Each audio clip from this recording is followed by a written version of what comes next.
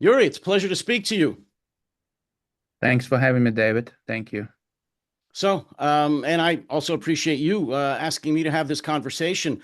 Uh, Please, if you could, for my audience that will watch this, if you could introduce yourself and your organization, which I think is extremely important to kind of let them know who you are and what your organization does. Yeah, so my name is Yuriy Boyechko. I'm a CEO and founder of Hope for Ukraine. We are a humanitarian organization that's been working in Ukraine since 2016.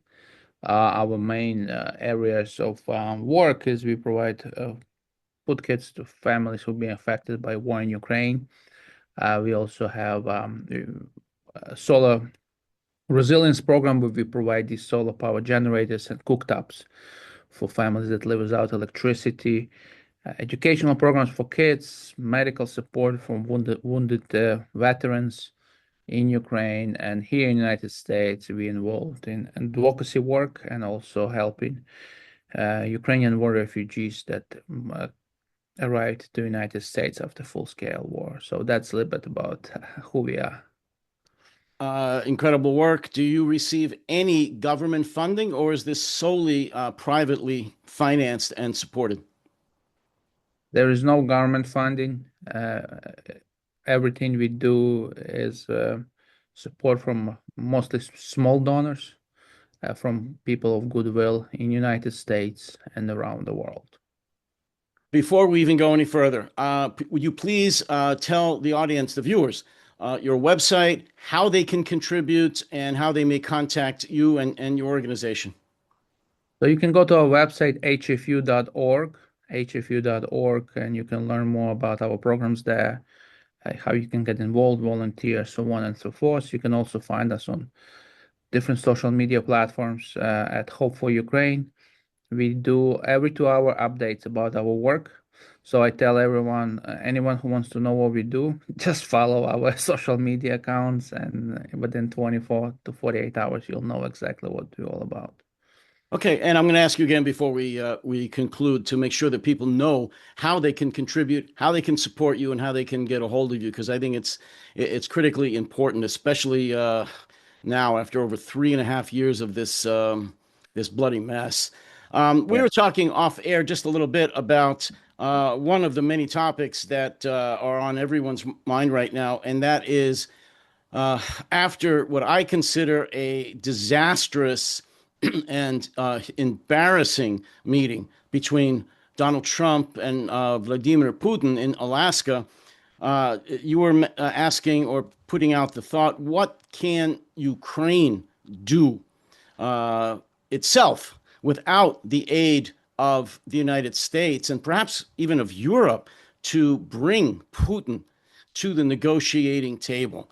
I have, of course, some thoughts on this, but I would very much like to hear your thoughts on what you think Ukraine can do without America's help to bring Putin to the negotiating table. Yeah, so I think because I was thinking about this topic for a long time, especially since the Alaska meeting, and I'm coming to conclusion that I don't think this current administration has much leverage to bring Putin to the negotiating table at this point. So what's the other options Ukraine have? And I think we have very good option for him to start taking peace talks seriously. I'm talking about Putin. And I think the drone attacks and missile attacks by Ukrainian army on oil refineries and energy industry inside of Russia has been very effective. And everybody been uh, labeling Russia as a one big gas station, petroleum station. And so, in order for that gas station to stop, because that's the only export and the only thing that they sell, that's what's funding this war, and it's what's paying for all the social support system inside of the Russia, is to stop that gas station from working, right? And we've seen that right now. I don't know if you follow that, but I follow that very closely. Like in the beginning of the year, Russia has restricted export of gasoline and diesel uh, outside of Russia, right? That's number one. So they feel in the pinch of these attacks that Ukrainian army has been doing. Right now, the reports from Russia indicate that there's a big shortage of gasoline at the gas stations, and regular citizens over there have to stand in long lines just to fill up their cars. And you got to put into perspective, we're talking about the country that's full of oil reserves. This is like Saudi Arabia. Imagine Saudi Arabia having no gas at the gas station. And that's what we see right now in Russia. And it's because Ukrainian forces has been hitting these refineries over and over again. And basically, when you have so much oil that you cannot refine, and export routes are also blocked because Ukraine has been hitting the export routes, like the Druzhba pipeline that was hit recently, like the ports of Usluga ports that was hit next to St. Petersburg. That's how they export oil to outside markets. So once you stop that, because right now it's about 13% of Russian refinery capabilities has been damaged by Ukrainians. So a lot of experts believe that once it reaches like 15 and plus percent, they're going to be feeling a lot of shortage of money and shortage of oil. Shortage of oil means shortage of money. Shortage of money means worsened economic situation inside of Russia.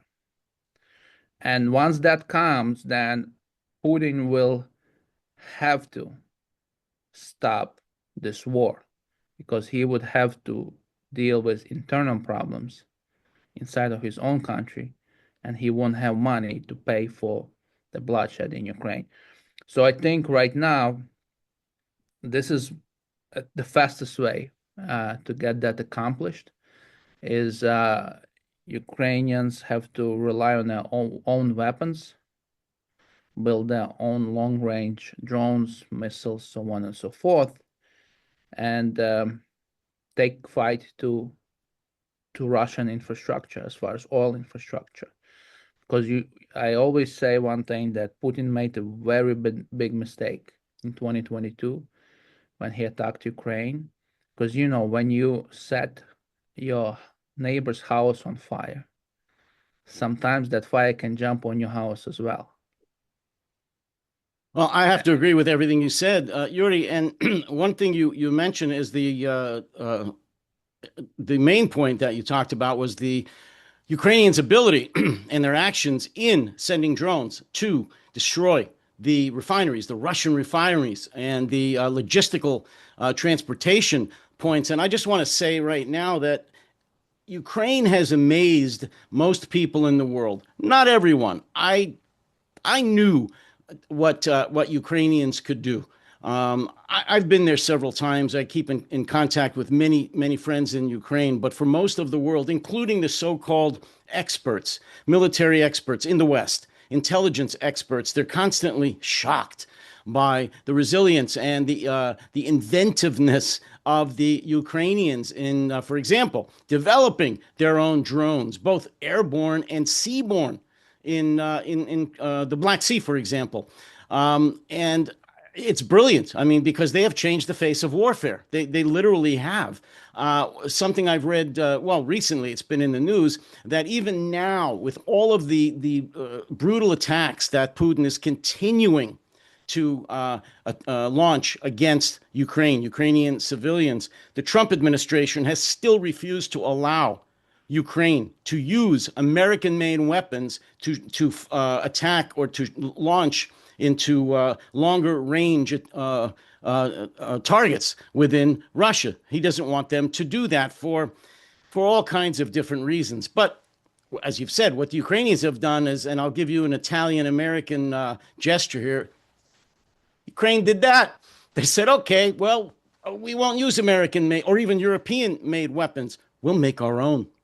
and they Sure. have. And that's what you have been, when I say you, Ukraine has been using to launch into Russia. And that's absolutely the right thing to do. And correct me if I'm wrong. I'm going to ask you a question. I don't think that if Ukraine, for example, had taken a slightly different strategy, where their strategy and their goal was not to disrupt the gas and oil infrastructure of Russia, but to intimidate and frighten the Russian population. If they had done that, I think it would have failed, because the Russian people are historically able to take a lot of punishment and basically not rise up against their own government. But Sure. this will stop the Russian war machine, Sure. and it's working. And they are, as you know, Ukraine is developing more and better drones, more and better electronic warfare systems. They're developing their own satellites now to control their drones, and not depending, or they won't be have to depend on Western, specifically American satellite systems in order to control their own intelligence infrastructure. And that's just brilliant, and that's the way they have to go. Do you agree with me that if they had concentrated on the Russian population and tried to frighten them into rising up against the Kremlin, that strategy would have worked? No, Russian population will never gonna rise against unless they they will rise if they feel a serious economic squeeze. They talking about Russians, they only care about two things: their refrigerator and their TV. The So, Russian refrigerator economy, yes. so if that Yes. refrigerator becomes empty, Yes. then there's gonna be internal unrest, right? They don't care about Ukraine, they don't care about United Well, States. Yuri, let me ask you this, because you perhaps know better than I do. How close are the Russian people to getting to that refrigerator economy, where when they walk over to their refrigerator, it's not as full as it used to be, or when they go to the supermarket, the prices are so high they can't fill their refrigerator? Are we anywhere near that, or is that a distant goal or a distant hope? I'll give you a breaking news comment. What's gonna defeat Putin is inflation. I mean, honestly, you cannot defeat him militarily. He's just like, because you got to understand Russia, there is elites and there's the rest, right? Basically, the only time you can topple that regime is if elites not gonna feel secure and they're gonna start running out of money, right? And right now, with the regular population in Russia, we see already that these long lines of cars trying to get gas and diesel, that's creating a lot of problems. I don't know if you follow, but if you look at Occupy Donetsk,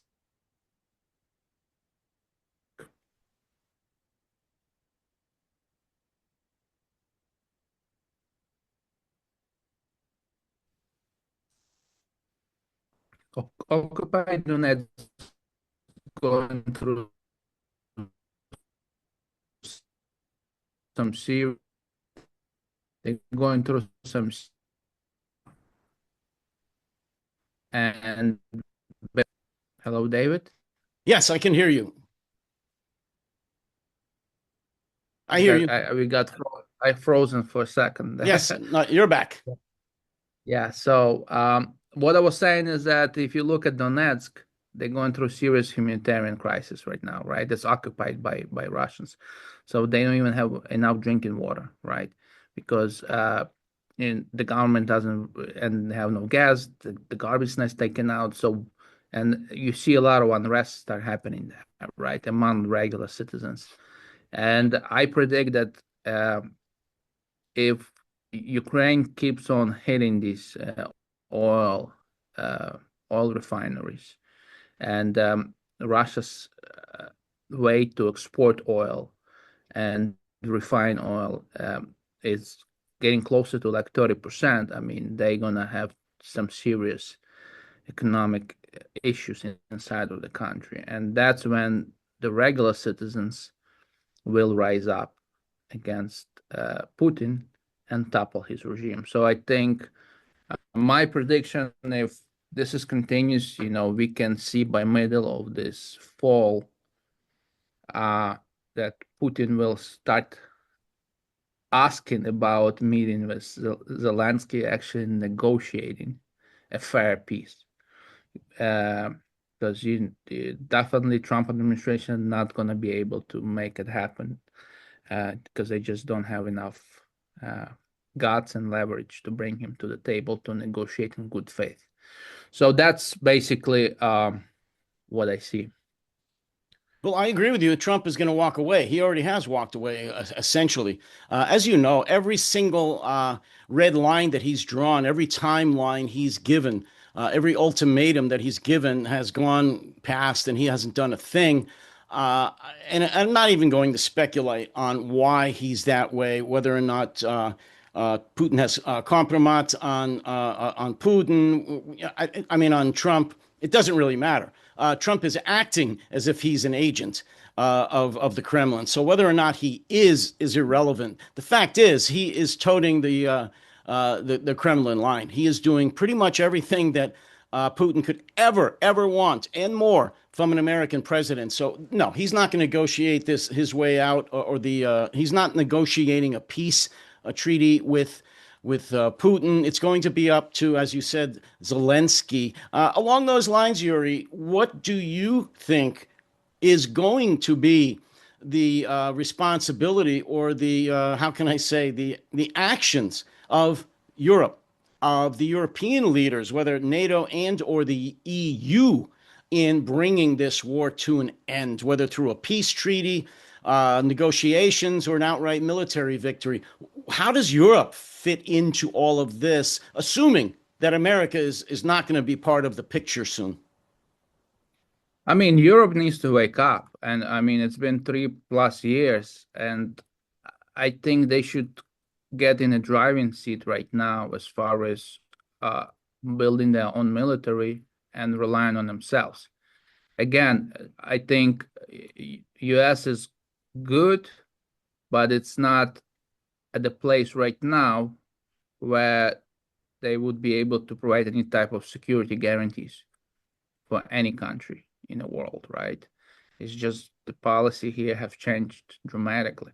So if you're gonna rely on someone who thousands of miles away from you to make sure you can go to sleep peacefully, you are using the wrong strategy. So first of all, for Ukraine, they need to really think and how they can build a country to be like a fortress. So because these kind of leaders like Putin, they only understand the language of strength.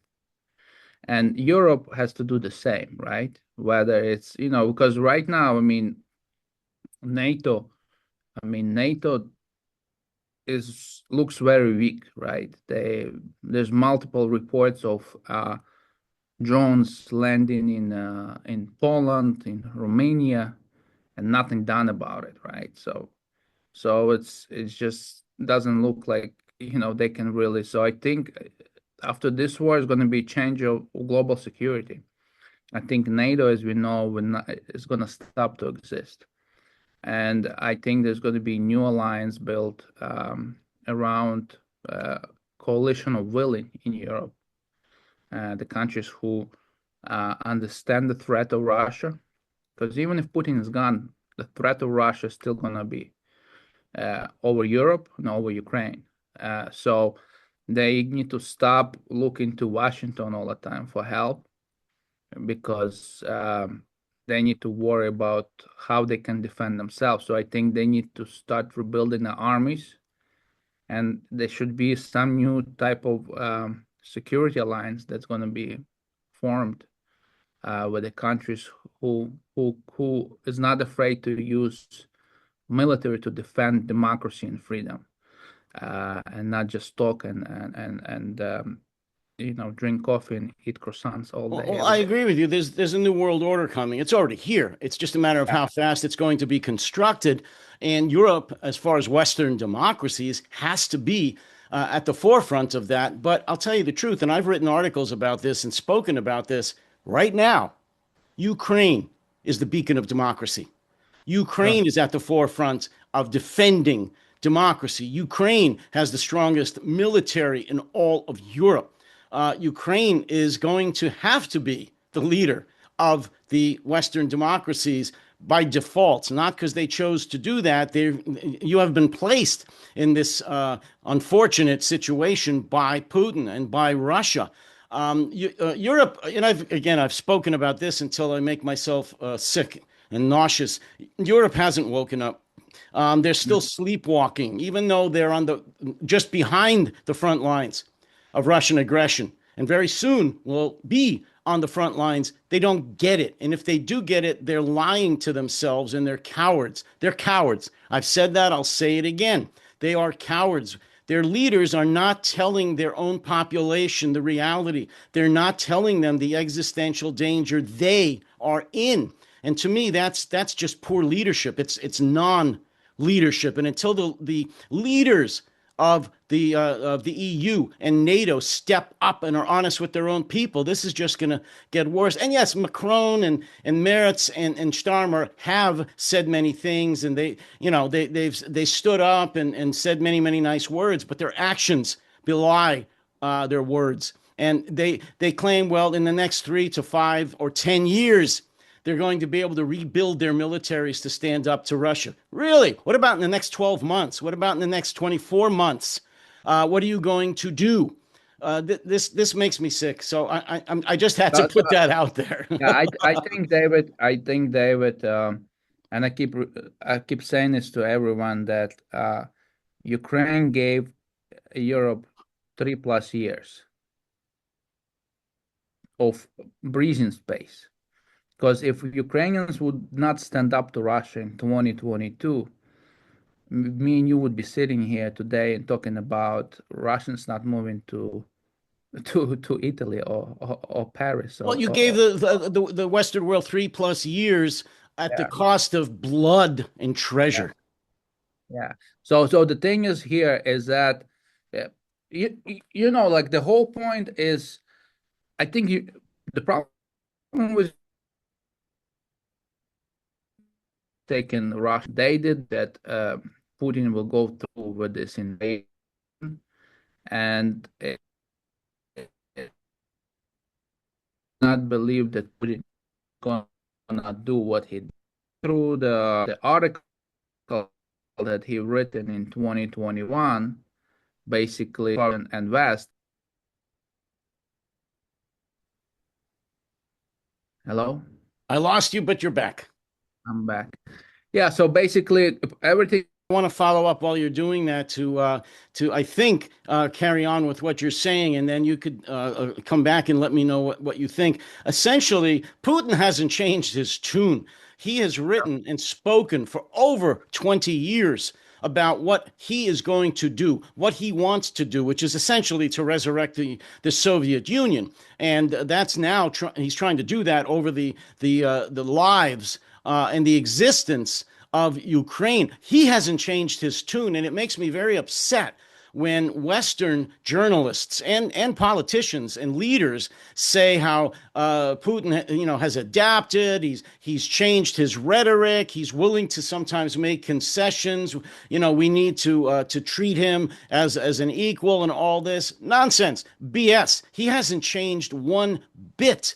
And until the Western world, the Western leaders realize that he hasn't changed one bit, that he is still going to try to resurrect the Soviet Union, we're in big trouble. Yeah, I mean the whole thing is that the man is possessed of being a part of history books. That's all he cares about. The guy wakes up each and every day, uh, and for him, he feels Ukraine is the only stumbling block at his path to capture the rest of the former Soviet Union. I'm talking about all the way up to Berlin Wall. I'm not talking about anyone because look, guess what? If Ukraine falls, And then he just walks in into Baltic states, say, hey guys, you see what happened to Ukraine? You have two choices. Either you come under our control, or in 3 days, same thing gonna happen to you. And these countries are tiny. Estonia, Latvia, Lithuania. I mean, this is like one, two, three. Who's gonna defend that, Well, you right? You mentioned know? the drones, Yuri, crashing allegedly into Yeah. countries like Poland, Romania. These are tests. Anybody with half a Yeah. brain knows that these are tests. He's Yeah. testing the NATO reaction, and so far the reaction's been nothing. It's been disgusting. It's been nauseating, and there's many reports about how long NATO forces could survive against a Russian assault in the near future. I'm just talking about ammunition and serviceable vehicles before they run out of ammunition and serviceable vehicles and spare parts. And we're talking about a matter of weeks. And to get reinforcements into places like Narva or into Moldova, which is even crazier, we're talking many months. Yeah. So Europe is really just living in another universe. I have to ask you this though, Yuri, because you do work in the nonprofit sector, and I want to ask you, even though Ukraine has been incredibly inventive and industrious in coming up with its own weapons, ammunition, strategies, and so forth, they're going to need help. They are going to need help in every way now to fight and hopefully win the war, but also in, of course, rebuilding the country afterwards. What's your opinion on so far?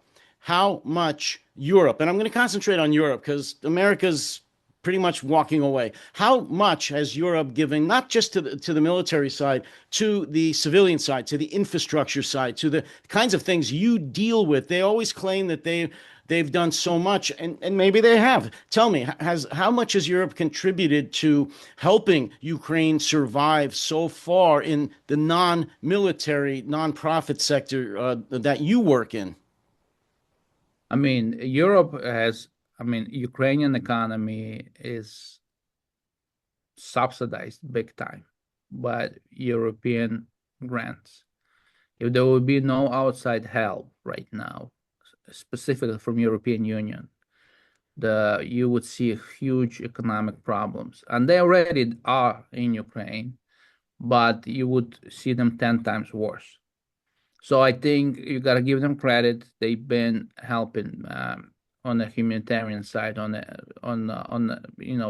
salaries for firefighters, salaries for rescue teams, pensions for pen. Right. Listen, Ukrainian economy is in the gutter. Ukraine now, I think they spent, last time I checked, over 30% of their revenue on defense. So it's not sustainable to run economy and cover like all the social spending, salaries and stuff like that when you spend so much money on defense. But Ukraine has no choice, right? They need to spend that money. So, and then you saw that, you remember that move by Zelensky when he was trying to ban NABU and SAP, those two agencies, oversight agencies, was like months ago. And then he changed his tune in a matter of 24 hours because he got the signal from European Union where they told him, listen, if you move forward with this, there's going to be no more money for your economy. And he knows that the economy of Ukraine completely dependent on European money. So you got to give credit to European nations for that, because they've taken a lot of Ukrainian refugees, talking about Germany, Poland, uh, and they've been, as far as on the humanitarian side, they've been doing what they can. But my uh, point of view that Ukraine is not out of the woods as far as humanitarian disaster there, because I keep saying that after every war there famine comes. It's historically been proven over and over again, right? Every time there's a big war, whether it's First World War, Second World War, and now I mean, this is Third World War, if you be quite frank. So Ukrainian people will face a lot of more difficulties. I'm talking about simple things like putting food on the table. And just most of the agriculture in Ukraine has been destroyed because of the landmines. Now we see the reports of locusts coming in because of the destruction of the Dan and Kherson region by Russians. So Ukraine's going to need a lot of support, right? We cannot do it on our own. There's just no way. You cannot stand up against the country that's 5 times bigger and stronger than you on your own. So Europeans need to play a big part, and they need to realize that um, Ukraine is the wall of defense. So whatever they need to do, they should do to make sure Ukraine doesn't fall. Because if Ukraine falls, then they would have to take arms and defend themselves. And you saw the reports from most of European countries. Most of the population, they are not ready to fight. They're ready to bail out. So and basically we are really, at the pinnacle of change in this world, right? I mean, Europe needs to come to their senses. Ukraine's going to lead the way, and right now, I mean, there's a lot of talks about Ukraine and NATO, Ukraine and NATO. I think Ukraine doesn't need NATO as much. I think NATO needs Ukraine, honestly, at this point, to even expertise wise, this type of war that's fought in Ukraine is not none of the countries has fought this war. Why do you think North Koreans send troops? Because they want to learn this new modern warfare. Because eventually, once they feel that U.S. is not going to back South Korea, they will start creating problems for South Korea. Well, I agree with you on again what you're saying about Europe. They have stepped up in terms of the humanitarian support. I'm not going to take anything away from that, and Ukraine would be in dire straits, much worse off than you are if Europe hadn't stepped up and provided the humanitarian support. I think that's been outstanding, and I think the problem is that they are afraid of providing military support. They are being taken in by the threats Yeah. of nuclear war and just threats of war against Europe by Putin. So they have held way. I mean, look how long it's been that Germany has refused to allow the Taurus system to be used or to be Yeah. sent to Ukraine because Germany was afraid. Scholz before and now Merz. Afraid of Putin. This is ridiculous. It's got to stop. I have to say this. Look, if Europe, just forget the United States, if Europe 3.5 years ago had realized and faced reality and retooled its defense industry to Yeah. provide the kinds of ammunition and weapon systems that Ukraine needs and provided it to Ukraine starting 3.5 years ago, Ukraine would have won. You wouldn't just be maintaining, you would have kicked their ass. Excuse me. The Look, Russian military is pathetic, pathetic.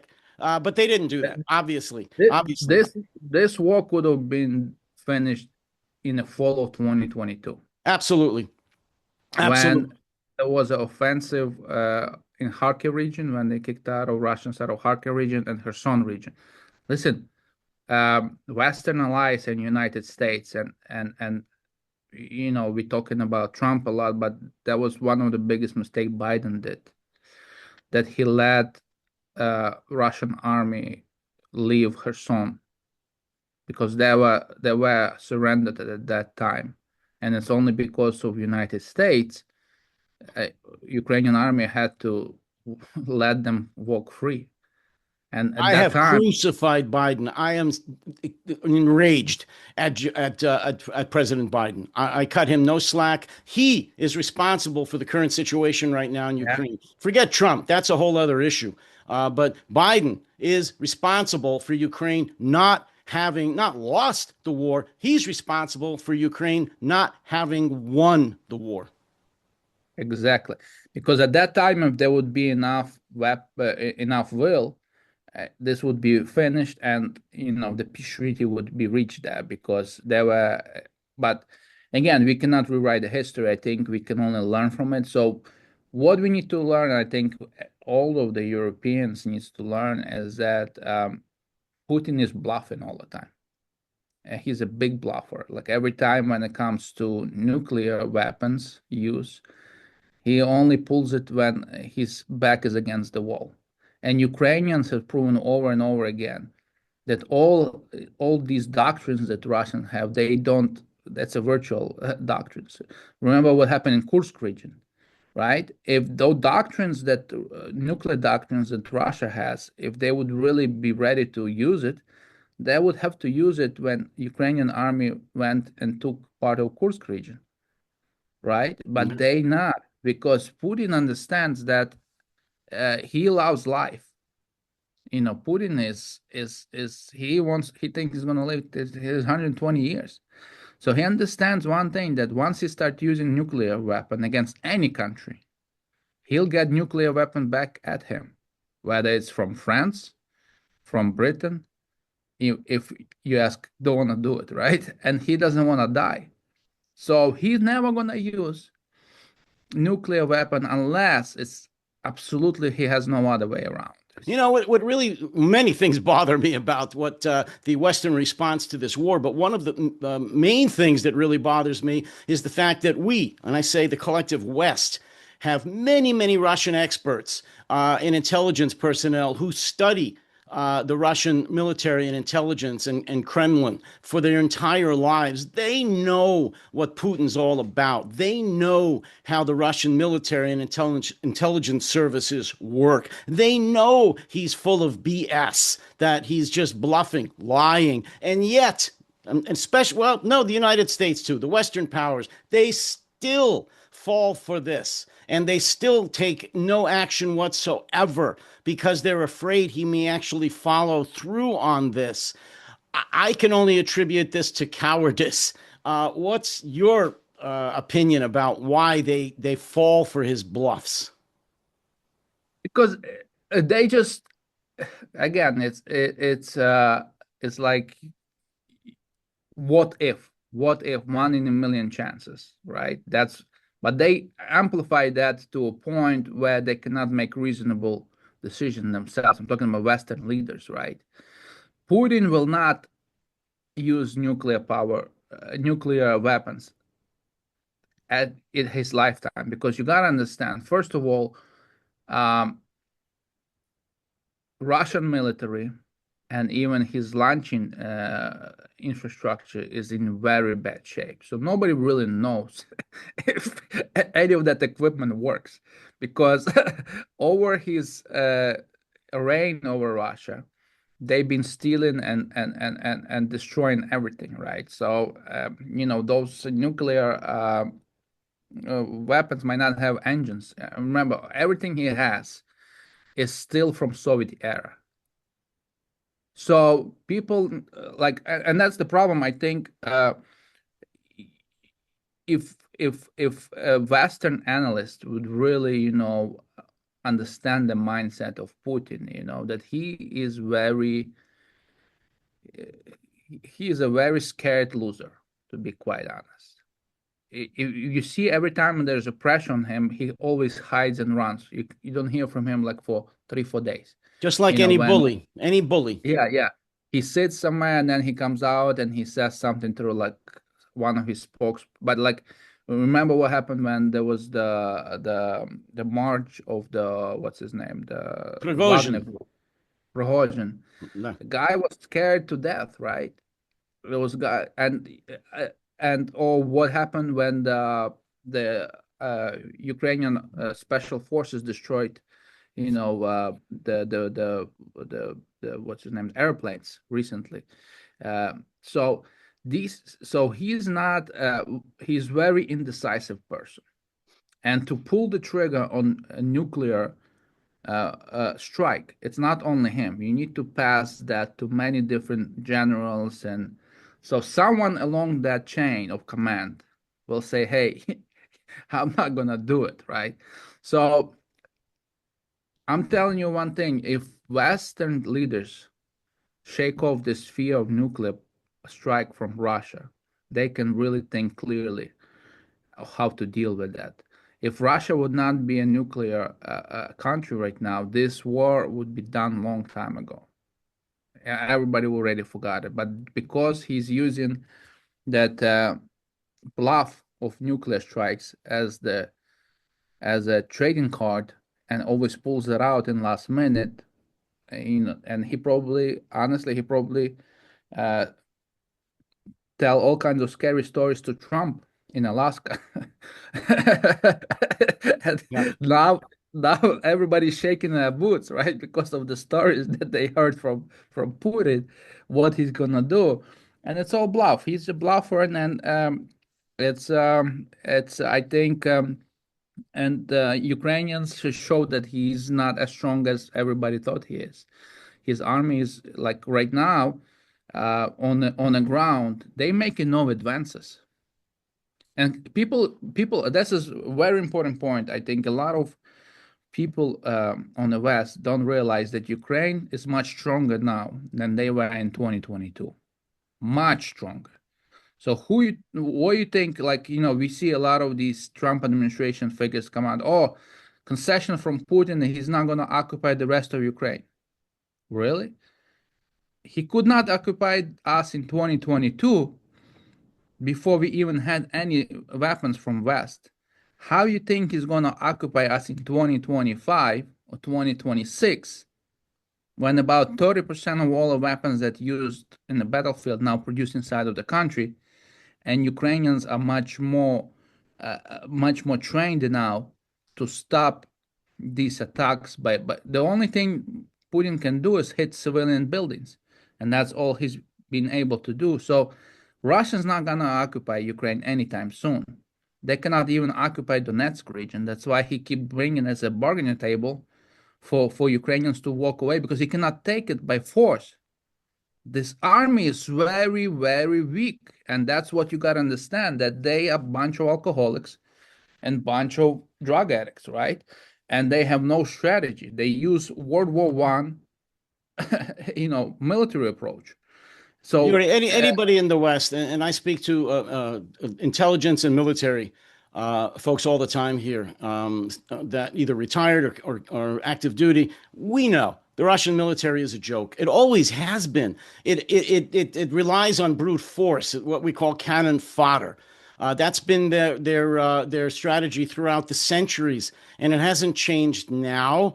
The corruption is probably worse now than yeah, ever, but in terms of their overall strategy, no, they just throw a bunch of conscripts, or first-year contract soldiers with World War One or World War II equipment at drones or machine guns or mortars or artillery, and back that up with FSB troops in the back that will shoot them if they desert or if they try to go back. Nothing's changed. The only thing that's changed is it used to be the KGB that did that. Let yeah. me ask you a question again in your realm of expertise, the nonprofit sector and the infrastructure.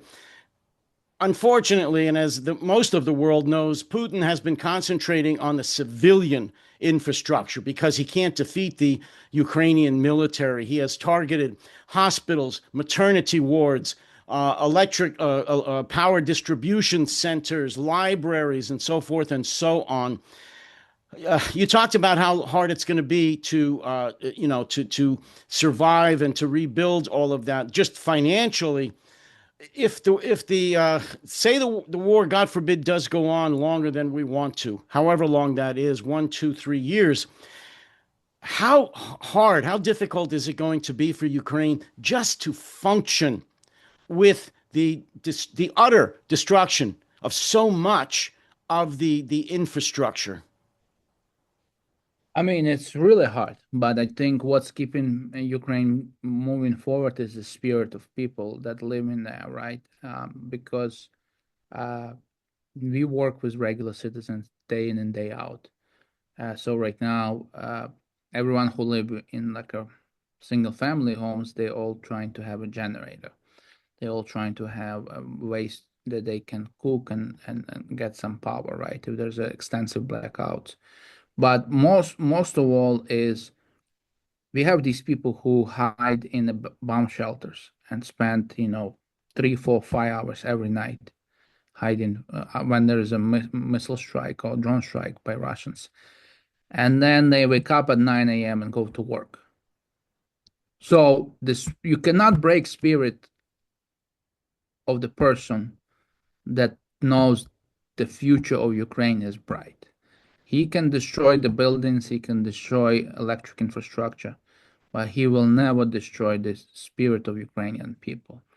And Ukrainian people, they will never surrender to Russia. So back in the day, right, I always tell everyone that, I mean, Ukraine is 34-year-old country, but technically we only have two presidents who were so somewhat independent, which is Poroshenko and now Zelensky.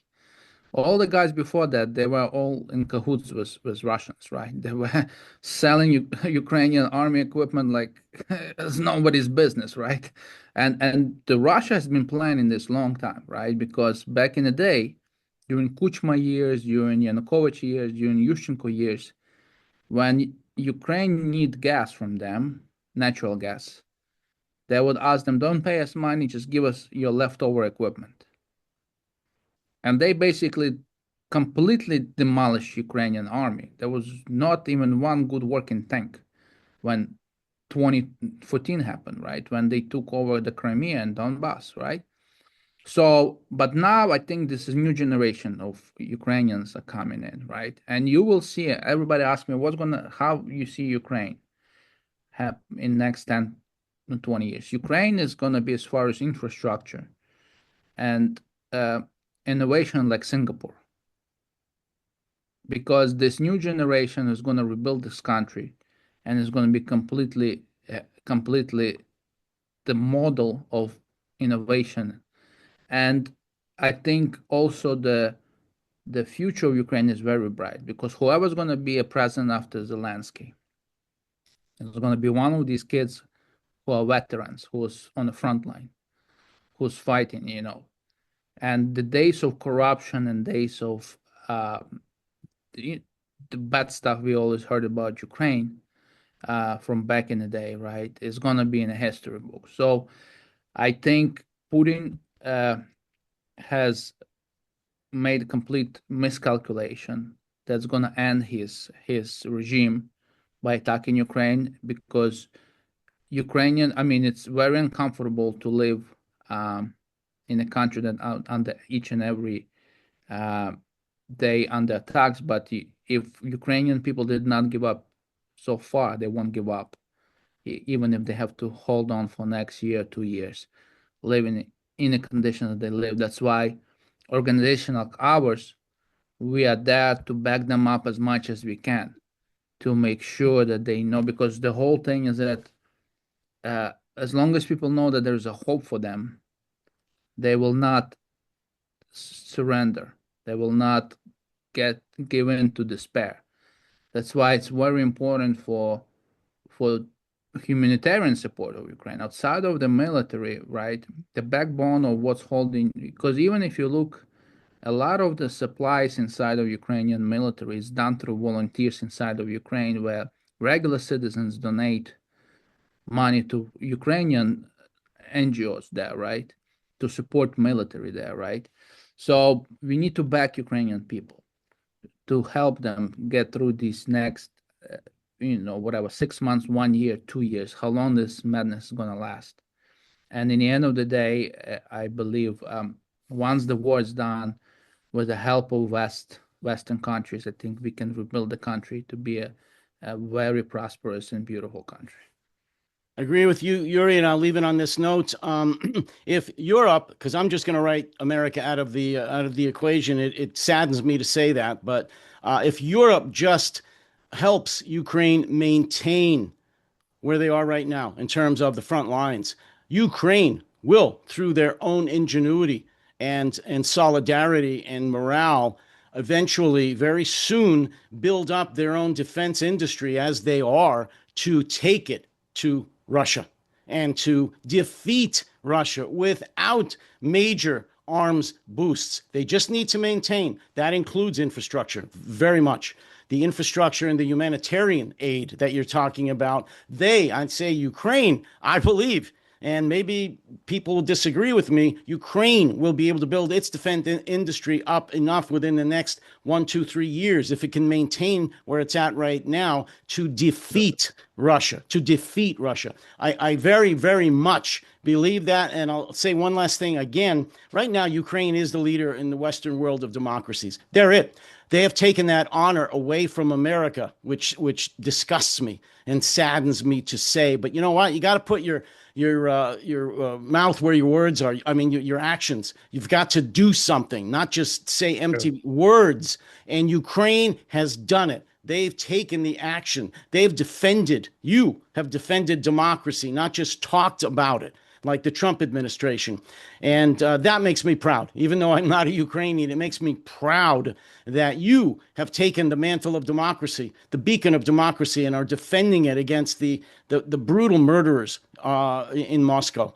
And I believe you will eventually be victorious. Yuri, before we go, would you please again give out the information about your organization, the name, the website, and how folks can help support you?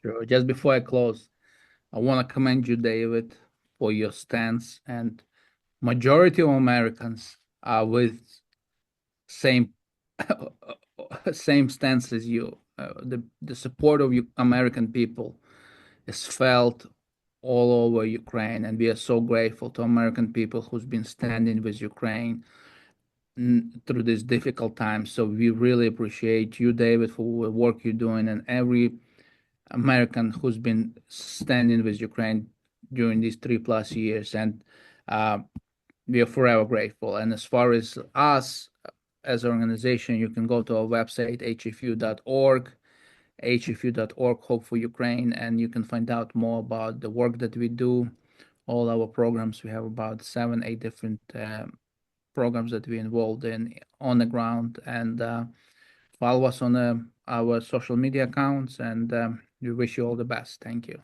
And before I go, for the folks that watch your social media accounts, I would encourage them to go to my website, where perhaps they're watching this podcast right now, which is www.protectingtherepublic.com, www.protectingtherepublic.com. That's the website. And my YouTube channel is No Delusion Zone on YouTube. No Delusion Zone. Yuri, I thank you again, and I wish you all and your organization all the best. Take care. Thank you.